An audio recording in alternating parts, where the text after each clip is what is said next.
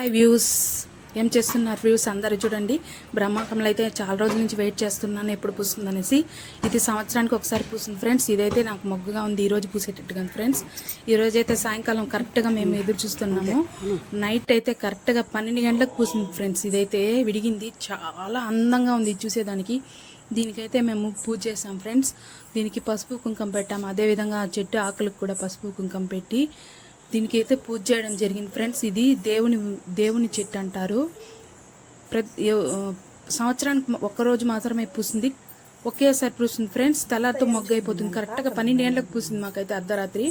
అప్పుడు మేము దీనికి పసుపు కుంకుమ పెట్టి దీపం అనేది పెట్టి పూజ అనేది చేసినాం ఫ్రెండ్స్. దీనికి హారతి కూడా ఇచ్చాము. హారతి ఇచ్చి దండం పెట్టుకోవడం జరిగింది ఫ్రెండ్స్. ఇదైతే బ్రహ్మకమలము, చాలా చాలా మంచి చెట్టు అంట. ఇదైతే కేవలం ఒక చెట్టు, ఒక ఆకు తెచ్చి పెట్టాను ఫ్రెండ్స్, అంతే. ఇది ఇంత పెద్ద చెట్టుగా ఈ పువ్వు అనేది వచ్చింది. ఆకులు కనుపుల్లో నుంచి వచ్చింది. ఎంత విచిత్రంగా ఉంది చూడండి ఫ్రెండ్స్. హారతి కూడా ఇచ్చాము. నచ్చితే